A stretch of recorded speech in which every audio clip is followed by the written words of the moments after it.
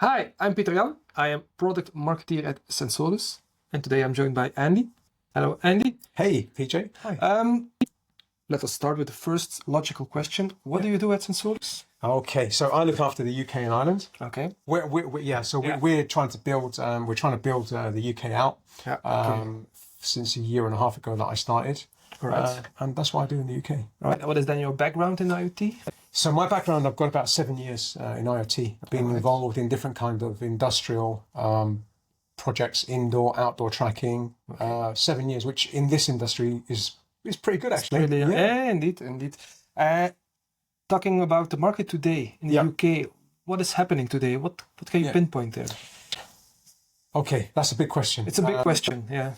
So I think if I go back to when I started in industrial IoT, I think what's happened is that there was a lot of buzz, a lot of abstract stuff back in those days. And now it feels like it's more tangible. And there's a lot more urgency. So before, I know customers that are Sensolus now that started talking about this 5, 6, 7 years ago even, and they are now customers of ours. So it takes time for stuff to move from imagination and possibilities into actually baked in projects. Could you say that it's maturing, the IoT?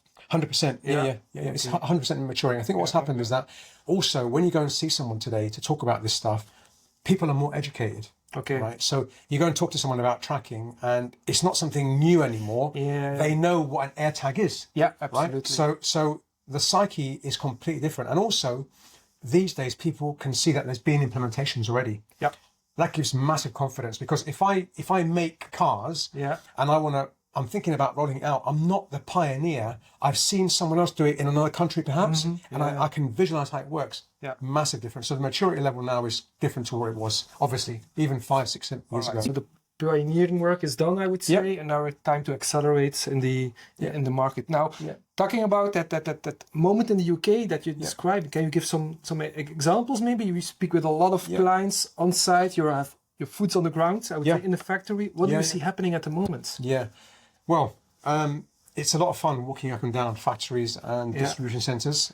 You learn a lot. And I think what you learn is that even though you might have a same use case, I'm tracking my car parts, no two implementations are the same. All right. Yeah. So even if we are making volume cars and we have similar workflows of parts coming in from all over Europe, for example, when it comes to the implementation, there will be something different because there's something different at the coalface. A different person doing a different thing who needs something else from the technology, who needs a different dashboard, who needs a different something. So everything is custom. So in the UK, it's maturing and we look at every customer as a unique project, if you like. Yeah. If you're saying that no two cases are the same, I can imagine the offering, the solutions of Sensolus. Yeah.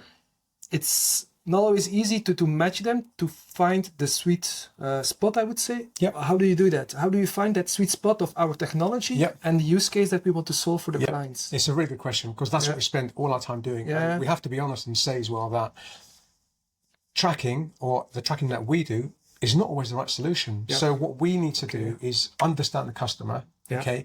We know where we're strong. We're strong when it comes to big lumps of metal carrying expensive or critical things. That's what we're good at, okay? And then we have to understand the customer first because sometimes we have to tell the customer actually what you need is RFID or barcodes. It's not our stuff. So we do a lot of consulting, okay?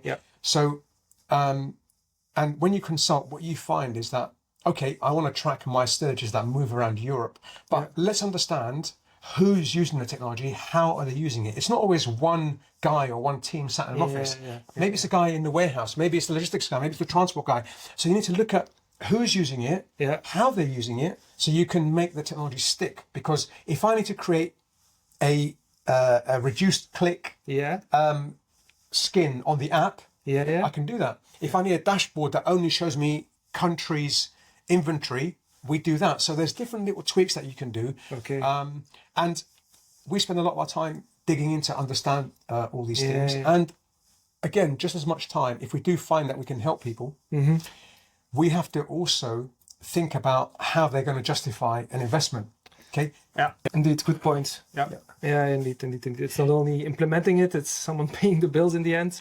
Yeah. You have to justify the business case. 100%. That is as important as finding a solution, because operations people have problems. They have headaches. Yeah. We can help them. But the person who's paying for it might not see things in quite those simple terms. So as IoT consultants, we have to essentially respect the fact that somebody's paying for this, and we need to have a strong business case. You know, we're not going to just buy it because it makes my life better in the warehouse. We need to put pounds and pence. The benefits I'm getting are A, B, C, and there's a whole list of these. So our job as well is to ask people, hey, when you're justifying this, we can help you with this. Are you aware that could you use it to save here? Could you use it to be more efficient there? Can you quantify this? Can you quantify that? Because in the end, it's not about the technology, it's about the business outcomes we achieve. They don't care which technologies we use, it's the outcome we want to get, and that's where they are interested in. Okay. Yeah, exactly. Now, maybe talking about manufacturing, because you'll be at Smart Manufacturing Week in Birmingham on the 4th and the 5th of June. So we can meet you there. We can set up some meetings. But manufacturing, why is it important to be there for you at that trade show? Manufacturing has got a lot of aspects that play really well to our strengths. Okay, so we've got a tracker here, right? So this is our big old beast industrial tracker. Okay. So this thing lends itself to going onto large and important assets, like a container. Like just an example. Or like a big version of this crate. If it's important, and it's not a tool like a pen or a phone that you can't put even a compact tracker on because it's just too bulky. This thing is really good for going onto crates and visualizing them, whether they go indoors, whether they go outdoors. So basically, it's things that are really critical to a process, and if you can't see them, it breaks the process. But also, it's for things that are really valuable that you don't want to lose sight of. You know, a big engine that's worth £1 million, for example. So making these assets visible in a simple way, that's the core, I would say, of what we want to do. And we did already for more than 1 million assets worldwide. So I can say we're specialized in this. And if people want to know more, I would suggest they would come to Manufacturing Week, Birmingham, 4th, 5th of June, or just reach out, ping to Andy. He will be happy to help you. Thank you for watching, and see you maybe in Birmingham. Bye-bye. See you soon.